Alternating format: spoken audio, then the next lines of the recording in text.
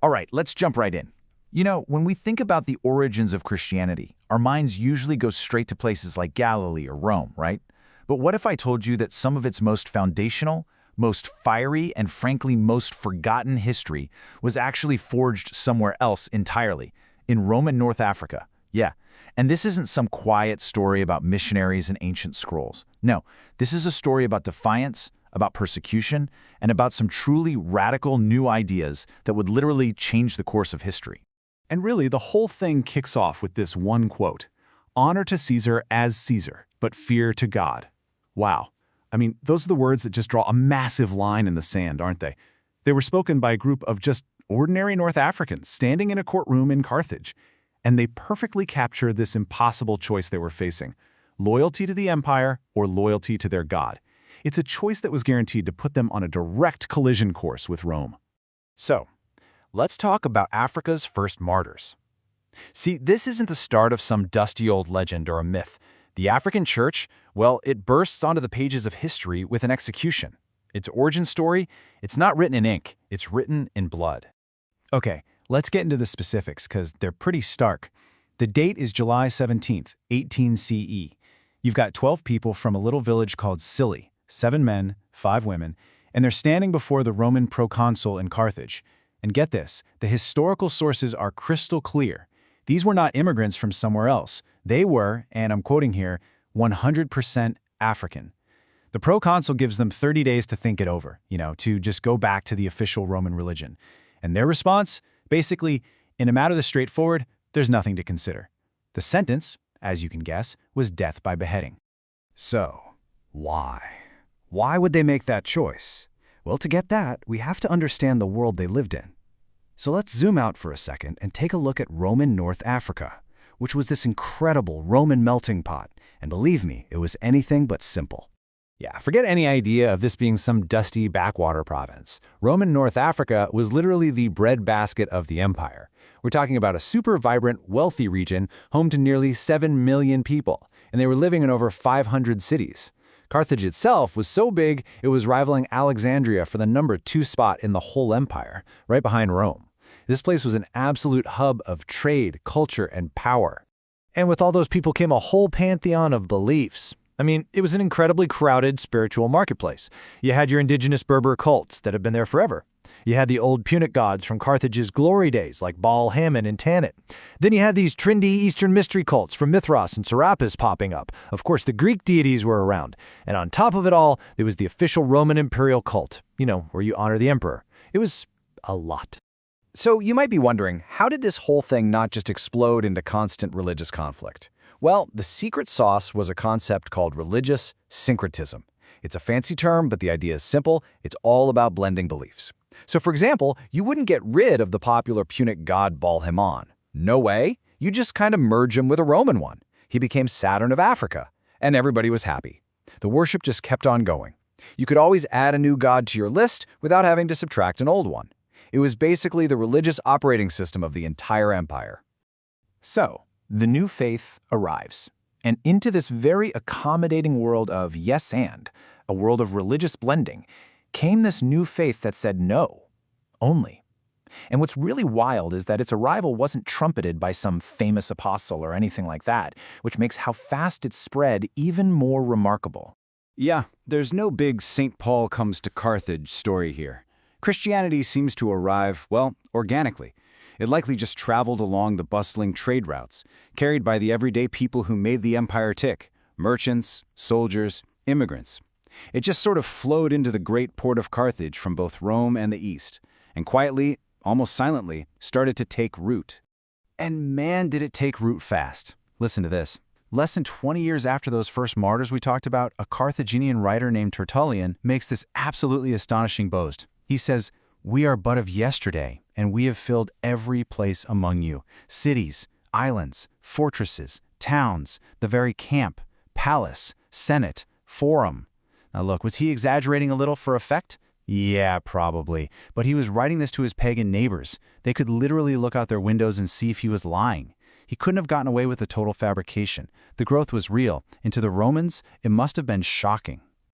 And if you want cold, hard proof, here it is. By the year 256, A single church council meeting in Carthage brought together 87 bishops from all over the region. 87!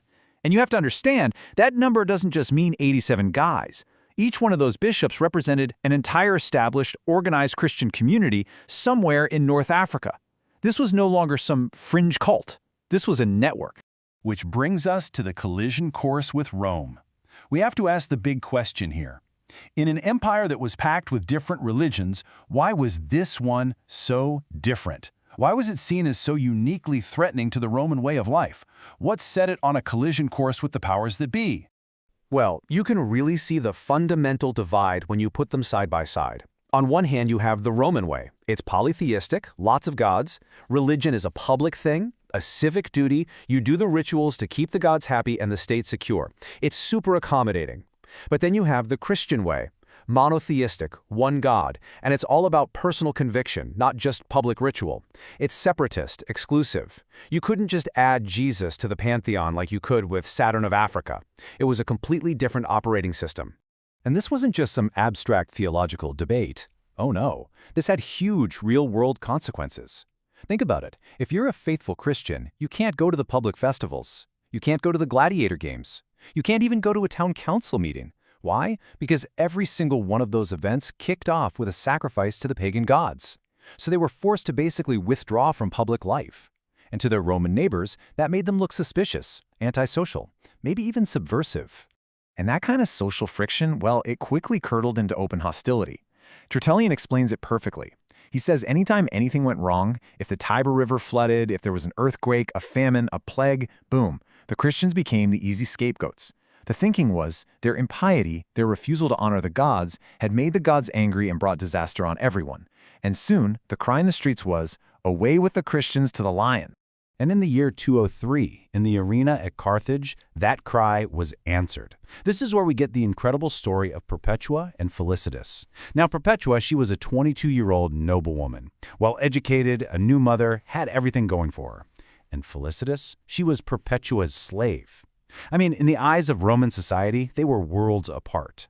But in that arena, facing down wild beasts, they stood together as equals. Their story, wow, it became one of the most powerful and beloved accounts of martyrdom in the entire early church. And get this, right before their execution, the authorities tried to humiliate them, to mock their faith by forcing them to wear the robes of pagan priests and priestesses.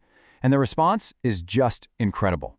They said, "We have come thus far of our own accord, for this reason that our liberty might not be restrained."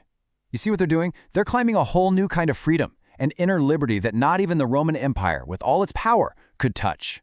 So, let's talk about Tertullian, the defender, because out of this absolute crucible of persecution, this trial by fire, a powerful new voice emerges. The African church realized it needed more than just courageous martyrs. It needed a defender, an intellectual champion who could actually put into words what they believed and why on earth they were willing to die for it. And I mean, just stop and think about that for a second.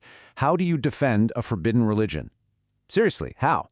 The religion you're defending is literally outlawed by the most powerful empire on the planet. You can't appeal to tradition. You can't appeal to the law. You have to come up with a whole new way of arguing from scratch. Well, the man who did just that was Quintus Septimius Florens Tertullianus. Tertullian, he was this brilliant, sarcastic, and totally fiery lawyer from Carthage.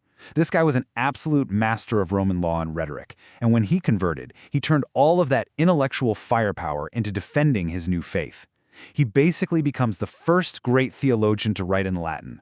He's the master of the African church. And this is where we see an identity truly forged in fire. Because in the process of defending Christianity, Tertullian does something more. He forges a brand new idea, an idea born in the heat of this persecution that would go on to reshape the very foundations of the Roman world and ours. Listen to what he wrote to the Roman governor Scapula. He says, "It is a fundamental human right, a privilege of nature, that every man should worship according to his own convictions." Whoa. See, he isn't just asking for tolerance, like, "Please leave us alone." No, he's demanding freedom. He's arguing that the right to choose what you believe isn't a gift from the state, it's a fundamental human right, baked into nature itself. In a world where religion was a public duty, this was an absolutely revolutionary idea. And then he hits Rome with this stunning paradox. He basically says, the more you mow us down, the more of us there will be. Your injustice just proves our innocence. And the courage of our martyrs, that just inspires more people to figure out what we believe. And then comes that famous line, the blood of Christians is seed. It's such a powerful image. Persecution wasn't destroying the church, he argued. It was planting it. Which really leaves us with this one big question, doesn't it? How does an idea born in persecution eventually capture an empire? I mean, the story of the early African church is just this incredible journey. You go from a small group of nobodies condemned in a courtroom to a movement that develops an idea so powerful, so resilient, that it doesn't just survive the empire that tried to crush it, it eventually captures it. It really makes you wonder, how does an idea born in fire end up defining the future?